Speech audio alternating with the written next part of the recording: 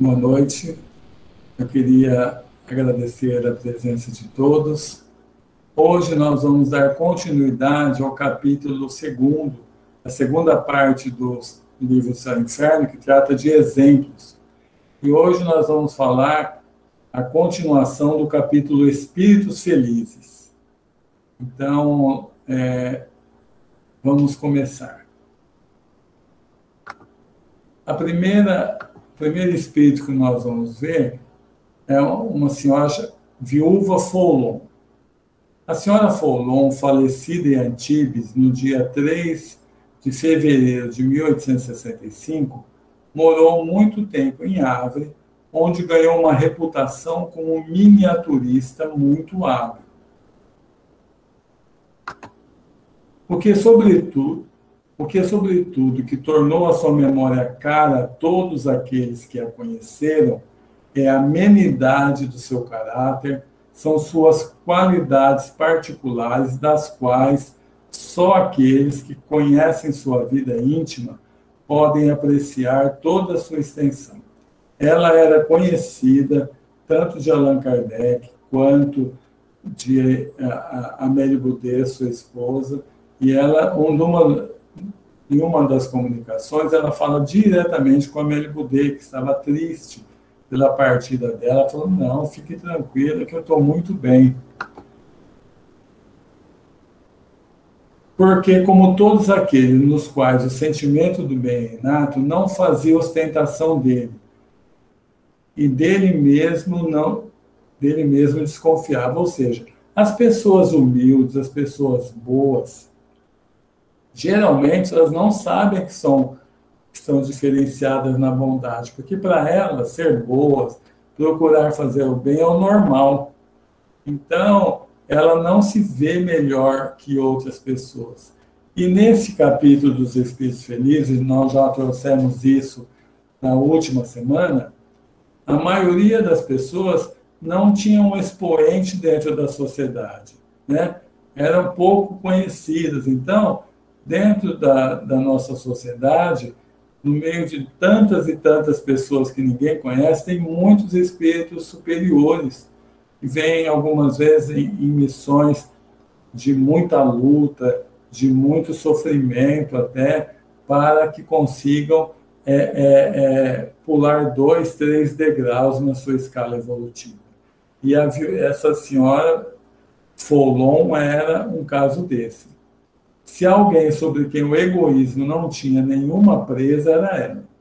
Sem dúvida, talvez jamais o sentimento de abnegação pessoal fosse levado mais longe, ou seja, ela vivia para ajudar os outros, tinha uma força muito grande nessa disposição de ajudar, sendo abnegada mesmo, procurando fazer o melhor para que as outras pessoas se sentissem bem.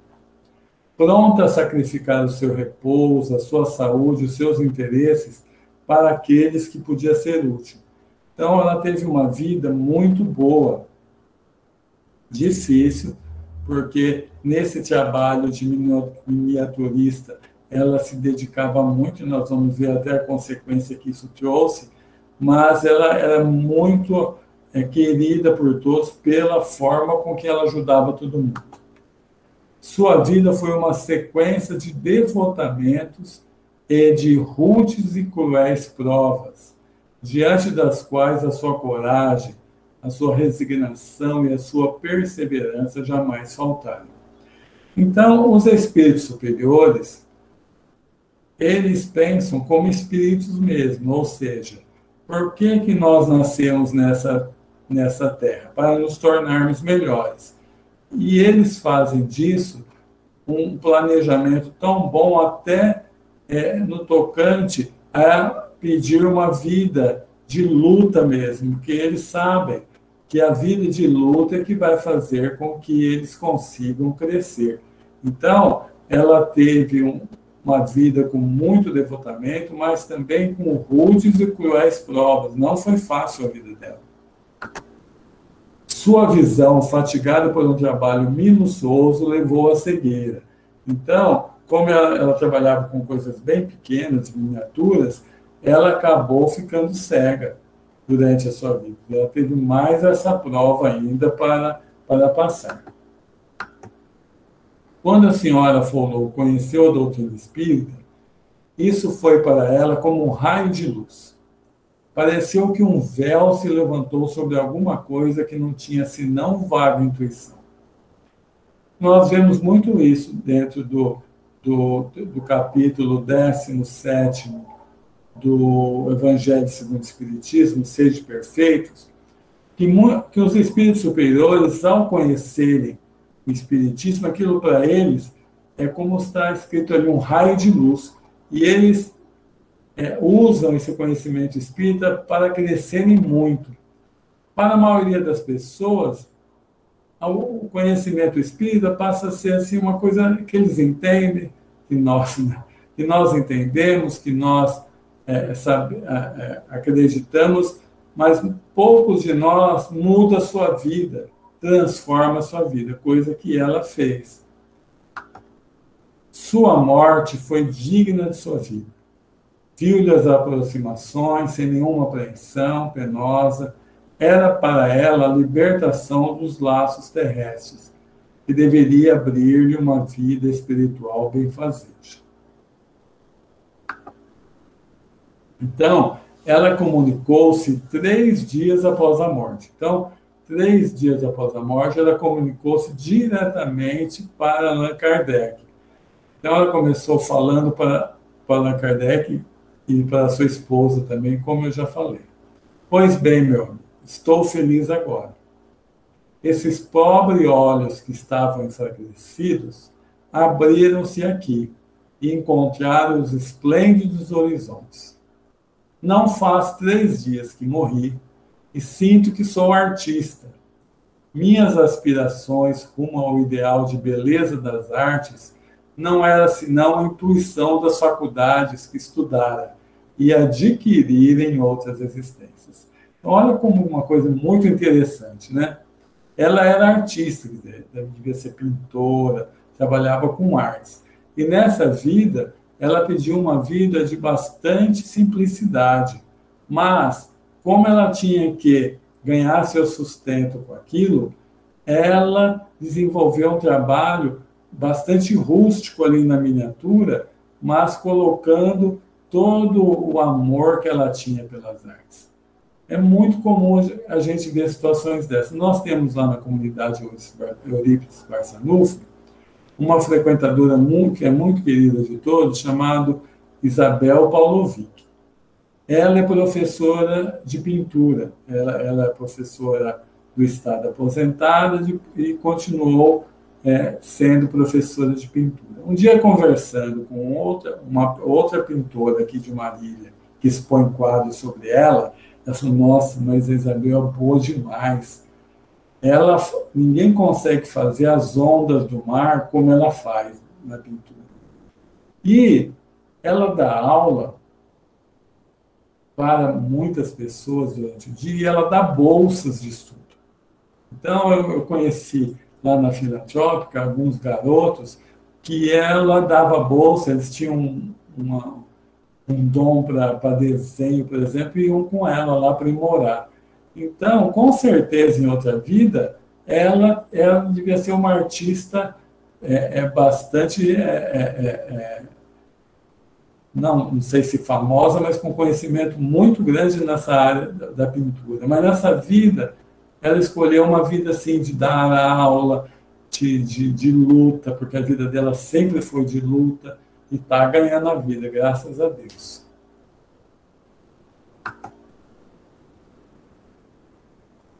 Comunicação 2 dias depois. Então, Kardec começa falando, então ela falou que ela primeiro, depois, 2 dias depois, Kardec começa a falar o seguinte para ela. Eu vos reconheci perfeitamente na comunicação. Nelas falais de coisas ignoradas pelo médium, que não podiam ver senão de vós.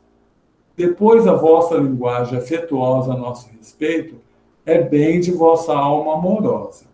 Mas há nas suas palavras uma firmeza que eu não vos conheci quando vivo. Olha como que Kardec era uma pessoa é bastante aplicada no tocante às comunicações. Olha, você falou conosco há 2 dias.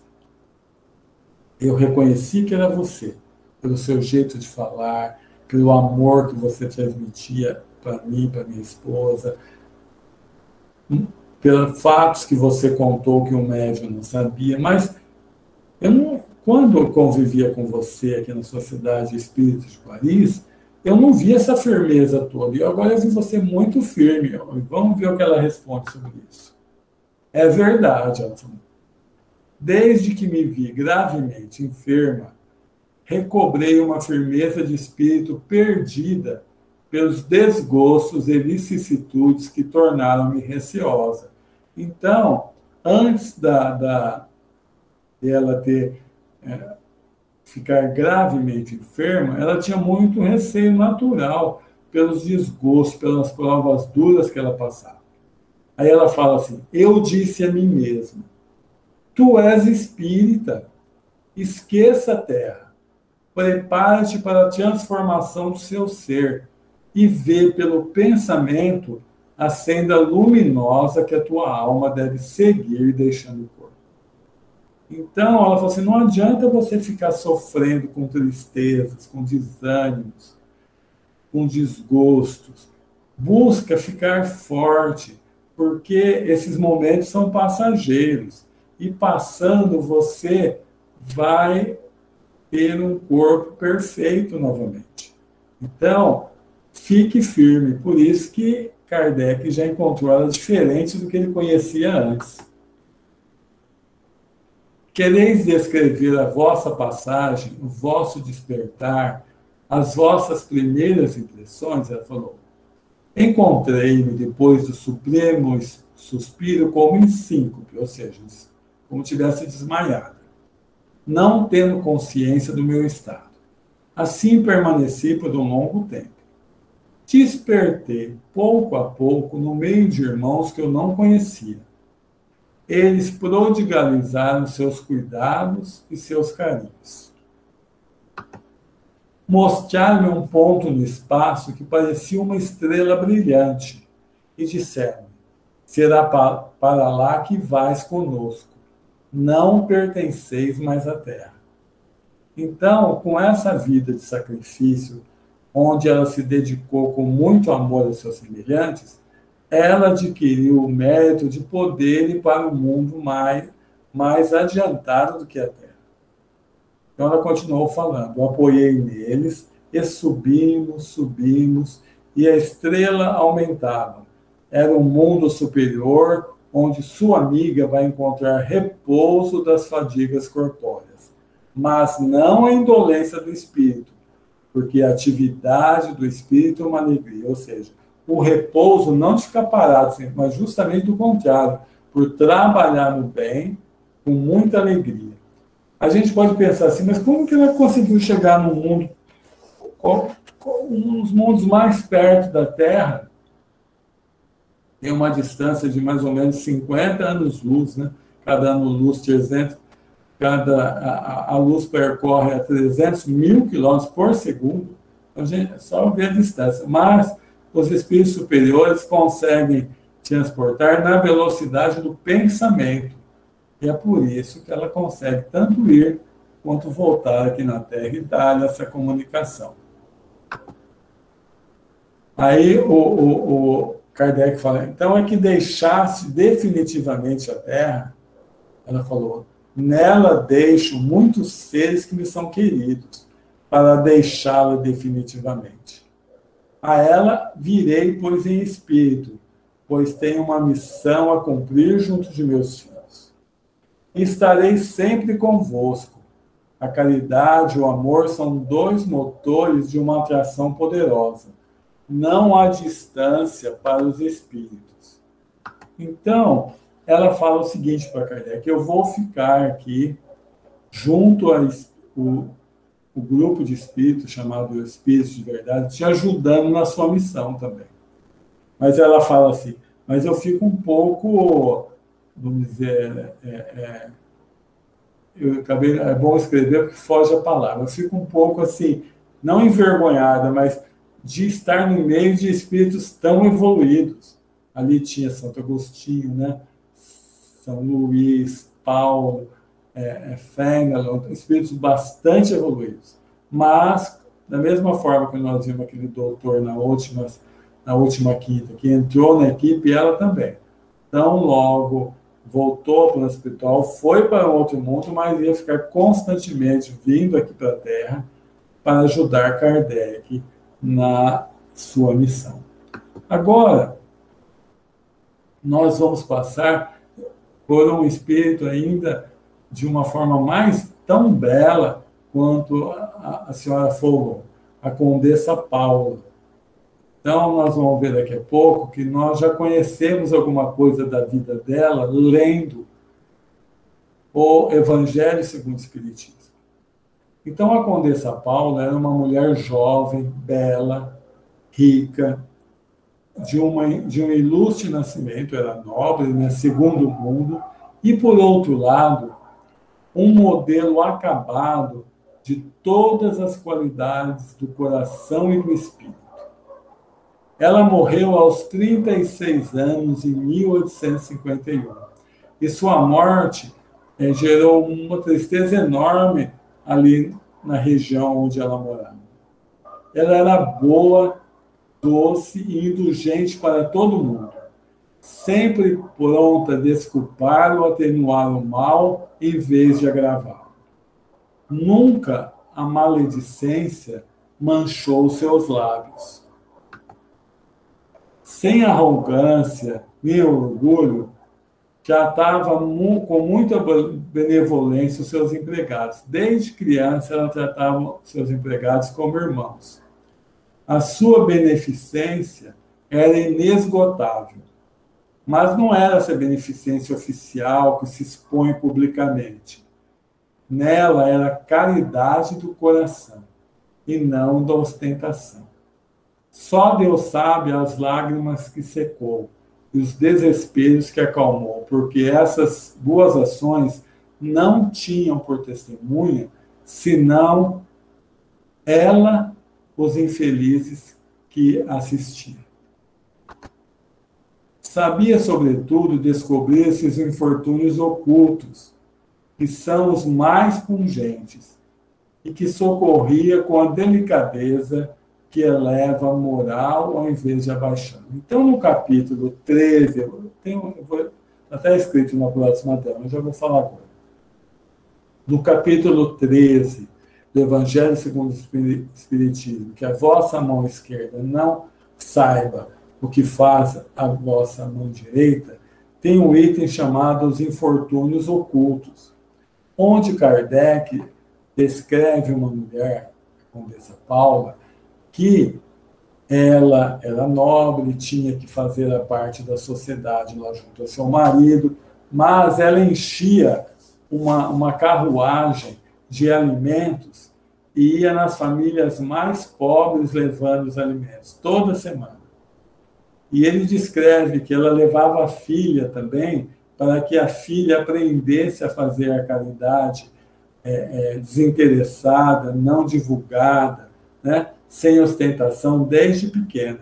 Então, até Kardec fala que um dia a filha quis dar alguma coisa. Ele falou, não, filha, se você pegar alguma coisa que eu estou dando, sou eu que estou dando. Então, você aprenda a fazer alguma coisinha com crochê, com tricô, para você mesmo trazer para as crianças. Então, Kardec mostra ela chegando numa casa onde o dono da casa, o marido ali, o pai das crianças, estava no hospital.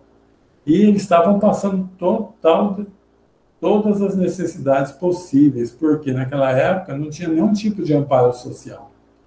Então, ela levava o mantimento para as crianças, pequenas guloseimas, levava roupa. E ela saía dali e ia lá no hospital visitar o pai. Além de levar algumas coisas para ele, o pai falava, fique tranquilo, fique em paz, que eu já fui na sua casa e todo mundo lá está bem. Então, olha o trabalho que ela fazia. Sua posição e as altas funções do seu marido, que era nobre também, né, conde, obrigavam a uma apresentação doméstica a qual não podia infringir, ou seja, ela tinha jantares que se davam na casa dela, que ela tinha que cuidar, mas, em tudo satisfazendo as exigências de sua posição, colocava uma ordem evitando os desperdícios e as despesas supérfluas. Ela conseguia colocar em ordem, conseguia colocar as coisas boas, bonitas, mas evitando o desperdício. Por quê? Porque tudo que ela podia economizar era levado para os mais pobres. Poderia, assim, fazer de sua fortuna uma parte maior para os necessitados.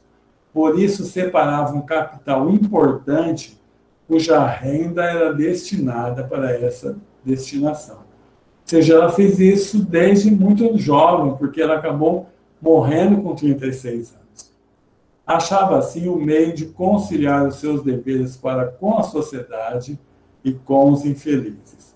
Então, até coloquei aí, ver Evangelho segundo o Espiritismo, capítulo 13, a vossa mão esquerda não sabe o que faz a direita, o item Os Infortúnios Ocultos, que Kardec, baseado na vida dessa condessa, colocou esse item, sem falar o nome dela no Evangelho. Evocadas 12 anos após sua morte, ela disse. Então, a pessoa que perguntou se ela era feliz, né? Falou assim, tens razão, meu amigo, em pensar que sou feliz. Eu o sou. Com efeito, além de tudo que posso exprimir, e todavia estou longe do último grau, ou seja, ela falou para ela, eu estou muito bem no plano espiritual, mas eu estou ainda muito distante de chegar ao estágio de espírito puro.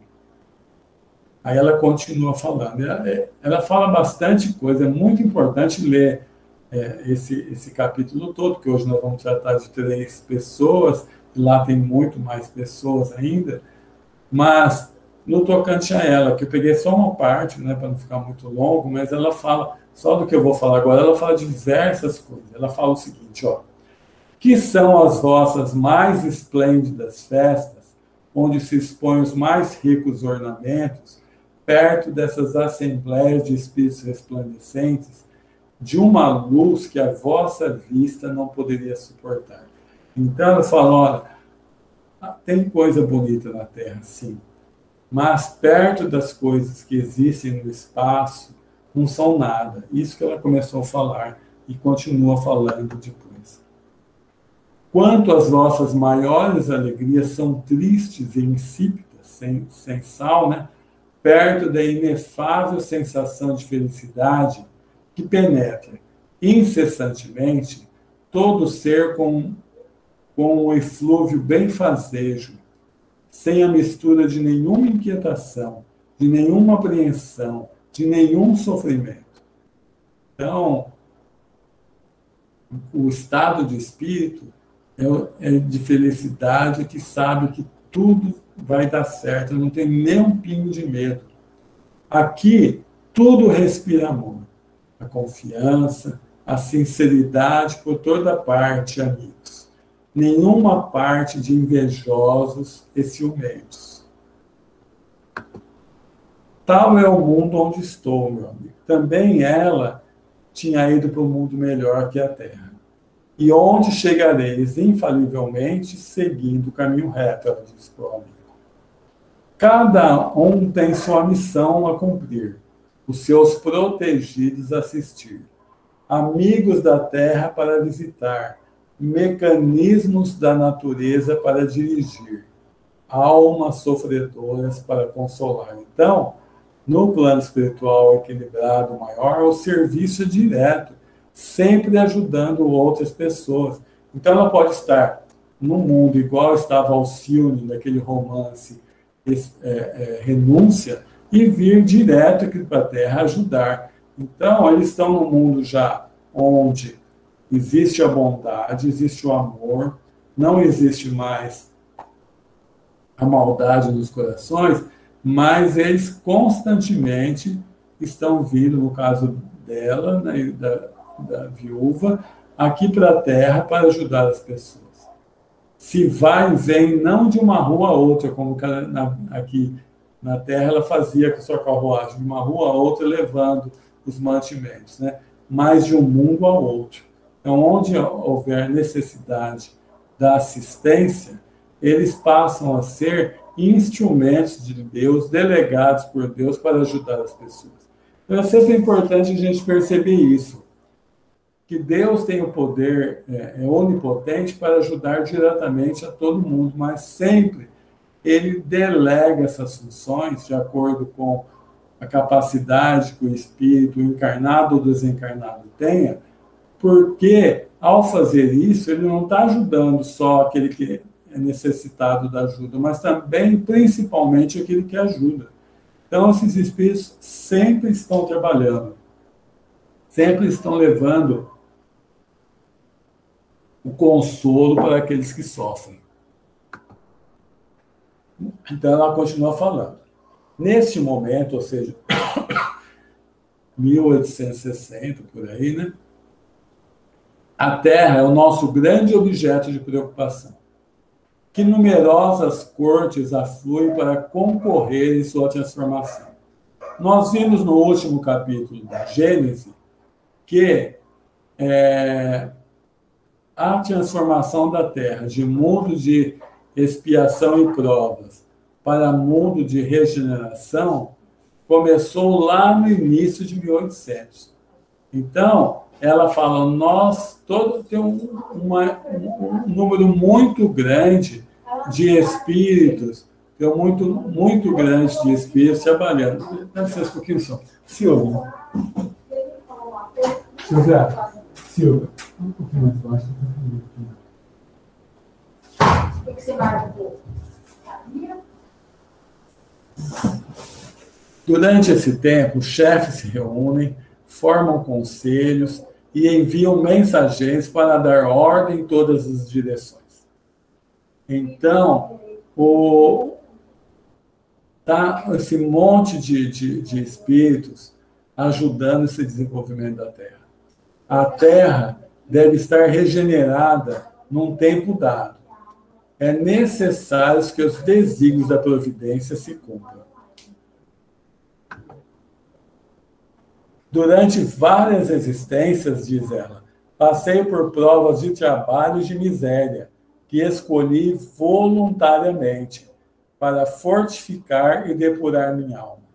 Tive a felicidade de sair vitoriosa delas, mas restava-me uma a provar, a mais perigosa de todas, a da fortuna e do bem-estar material, de um bem-estar sem a mistura do amargor.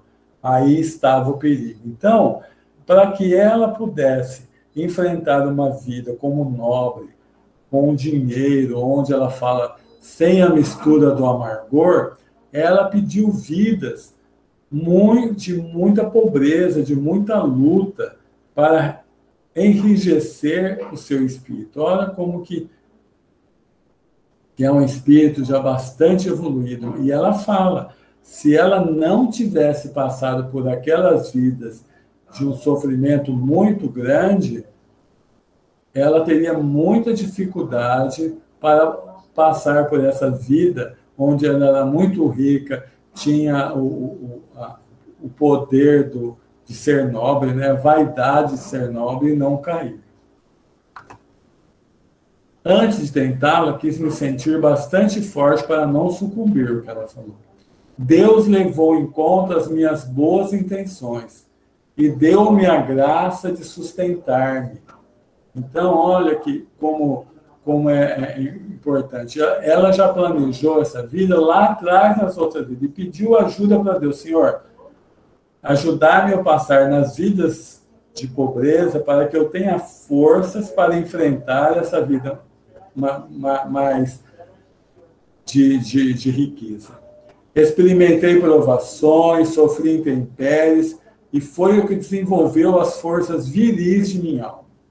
Sem isso, provavelmente teria sido mal sucedida a minha última prova, que eu falei. Então, ela precisou passar por essas vidas difíceis para não sucumbir na vida E quando nós falamos isso, que nós mesmos planejamos nossa vida, muitas pessoas falam assim, mas se eu fosse pedir, eu pedir as minhas vidas, o que ia acontecer? Eu ia pedir só coisas boas, né? Nascer rico, bonito, mas a gente está pensando como pessoas aqui do mundo, porque se fosse sempre pensar como espírito, nós teríamos muito cuidado de pegar uma vida dessa forma. Como ela falou, tereis também ao vosso turno a prova da fortuna, mas não vos apreceis em pedi-la muito cedo. E vós que sois ricos, tendes sempre presente no pensamento que a verdadeira fortuna, a fortuna imperecível, não está na terra. E compreendei a que preço podereis merecer os benefícios do Todo-Poderoso. Ou seja, esta vida, ela traz muitas ilusões.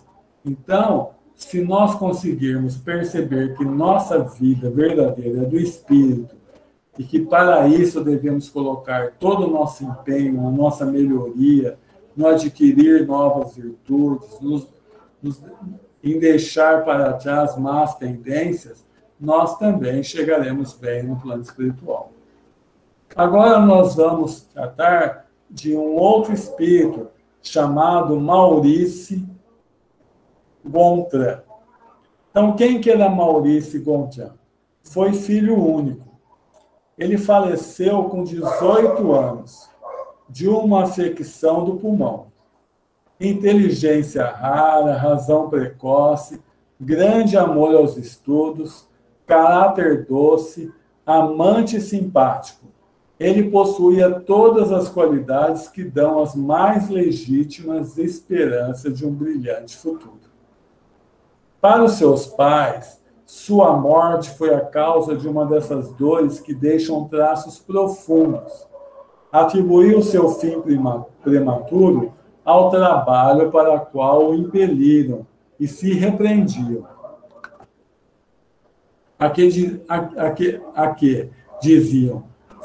Diziam, serve-lhe agora tudo que aprendeu? Melhor fora que tivesse permanecido ignorante, porque isso não necessitaria para viver, e sem dúvida estaria entre nós. Consolaria nossa velhice. Isso é muito comum, gente. Quando um jovem, igual o Maurice, morre em tenra idade, o que acontece? As pessoas falam, nossa, ele tinha uma vida toda pela frente, não é? Ele podia ser muito feliz, se sacrificou, estudou, que ele ia começar a gozar a vida. As pessoas falam, ele morreu. Então, muitas vezes os pais não se conformam, os amigos não se conformam. Aí, eles continuam falando, né? Se conhecessem o Espiritismo, sem dúvida raciocinariam de outro modo. Mais tarde encontraram a verdadeira consolação, porque mais tarde eles foram conhecer o Espiritismo. Então, vamos continuar vendo comunicação do filho, esse que morreu com 18 anos, né, dada alguns meses depois de sua morte, a um dos seus amigos. Meu caro Maurice, perguntou o amigo, a terna afeição que tinhas por vossos pais faz com que eu não duvide de vosso desejo de levantar sua coragem. O desespero em que sua morte os mergulhou altera visivelmente a sua saúde e lhes faz se desgostarem da vida. Então ele falou assim, olha, Maurício, os seus pais estão muito desesperados com a sua morte. E isso está afetando até a saúde deles. Então ele fala o seguinte, meu velho amigo, esperava com impaciência a oportunidade que me ofereceis para me comunicar. A dor dos meus pais me aflige, porém ela se acalmará quando tiverem a certeza que eu não estou perdido para eles. É em convencê-los dessa verdade que deveis vos interessar, e isto chegará certamente. Então ele fala assim, eu vou dar uma missão para você, meu amigo. Convença meu pai disso, que eu estou vivo, que eu visito eles quando posso, Então, ele continua falando, era necessário que esse acontecimento para levá-los a uma crença que fará a sua felicidade, porque os impedirá de murmurar contra os decretos da providência. Então, ele tinha que morrer nessa época. E isso serviu também de uma prova para os pais, para que eles passassem a pensar mais no mundo espiritual, coisa que o pai não acreditava. Então, tinha esse objetivo também. Meu pai, vós o sabeis, ele continua falando, era muito cético a respeito da vida futura. Deus permitiu que tivesse essa aflição para tirá-lo do seu erro. Ou seja, então, a morte dele tinha um objetivo de alertar o pai para a vida futura. Então, a partir desse momento, com o sofrimento que o pai e a mãe passou, eles iam aceitar procurar o espiritismo, por exemplo, que foi o que aconteceu. Se eles não tivessem passado por essa dor mais forte, eles ficariam na zona de conforto. E na zona de conforto, ninguém procura melhorar. Ele continua falando, nós nos reencontraremos aqui nesse mundo onde não mais se conhecem os desgostos da vida e onde os precedi. Mas dizei-lhes bem que a satisfação de ali me reverem lhe será recusada como punição por sua falta de confiança em Deus. Ou seja, se eles não aceitassem, se eles continuassem revoltados contra Deus, após a morte deles, eles não teriam a satisfação de reencontrá-lo. E, com certeza, ele vai falar isso agora, daqui a pouco. Ele ia direto na casa dos pais, mas os pais, durante a noite, tinham condição de vê-lo, mas naquela revolta nunca conseguiam perceber que ele estava ali perto. Ser-me-ia mesmo interditado, ele falou, daqui até lá comunicar-me com eles enquanto estiverem na terra.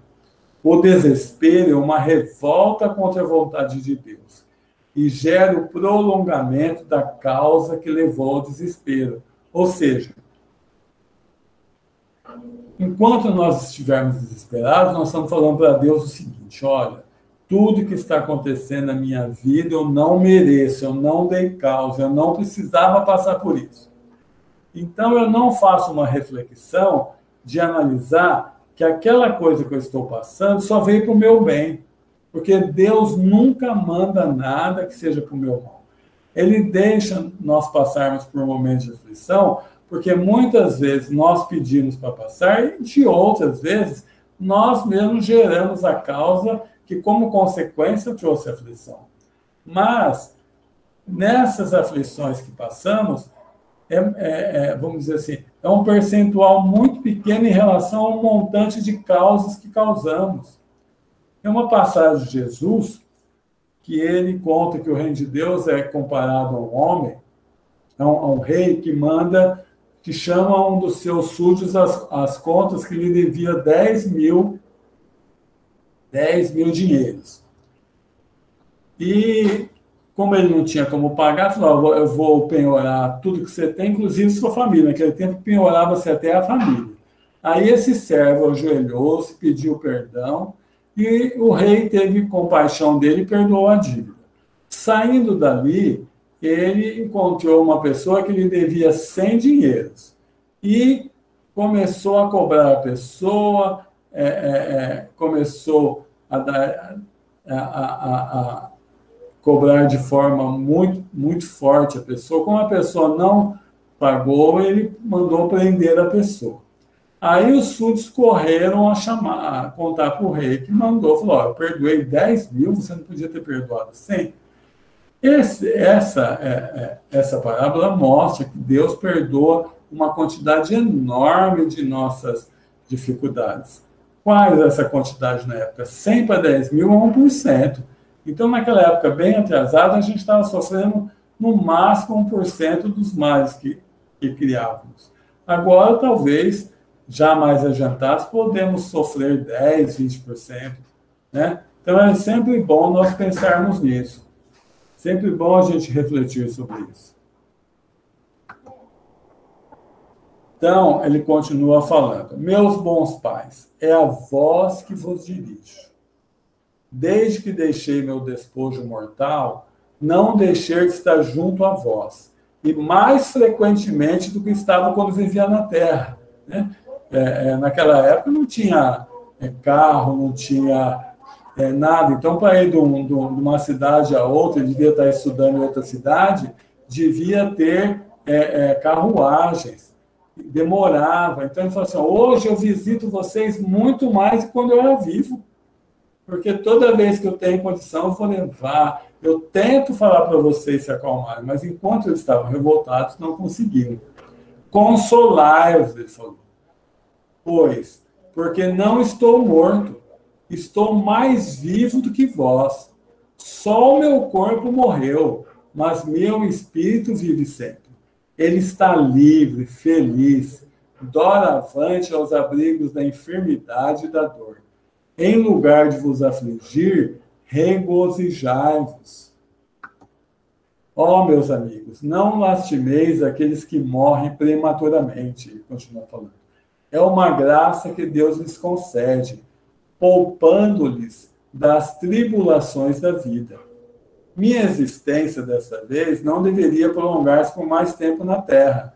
Eu tinha adquirido o que aí deveria adquirir, a fim de preparar-me para cumprir mais tarde uma missão mais importante. Se tivesse vivido por longos anos, sabeis a quais perigos, a quais seduções estaria exposto? Ou seja, quando a gente fala assim, olha, morreu tão cedo, ele tinha toda a vida pela frente, não é? A gente não sabe as tentações que a pessoa vai passar, as seduções. Não sabe se ela ia conseguir permanecer no caminho correto, porque cascas de banana na trajetória de nossa vida tem muitas, que são motivadas pelo nosso orgulho, nosso egoísmo, nossa vaidade, nossos desejos, né? Tudo isso pode nos fazer falhar. Então, se eu só vim nessa vida para cumprir aquele tempo, é a hora de voltar para o plano espiritual mesmo, para não correr riscos desnecessários. Vossa morte foi dolorosa? Perguntam a ele. Não, meu amigo, não sofri senão antes de morrer, com a moléstia que me arrebatou. Lembra que ele teve problema no pulmão. Mas esse sofrimento diminuía à medida que o último momento se aproximava. Depois uma luz, e dormir sem pensar na morte. Então, nós vamos voltar naquela situação que já aprendemos lá no Livro dos Espíritos, ou seja, morrer não dói. Então, a Joana de Anjos fala que até o corpo está preparado para soltar endorfinas e outros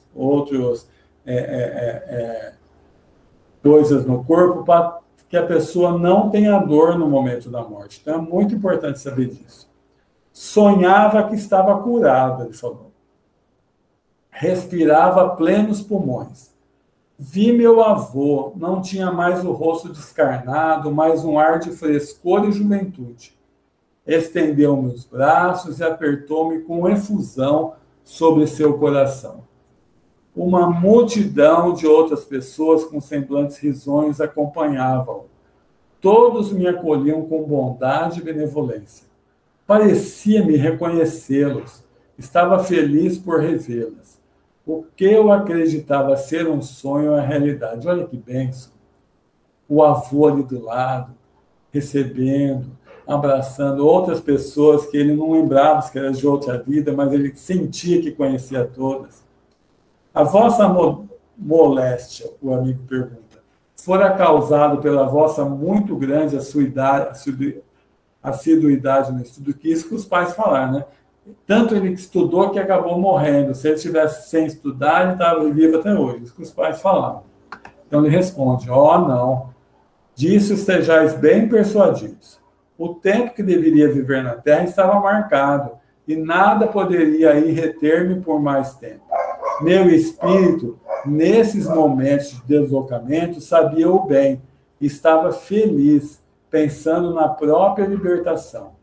Se não pude aplicar meus estudos na minha curta permanência entre vós, aplicá-los-eis mais tarde com mais fruto, ou seja, nada é perdido.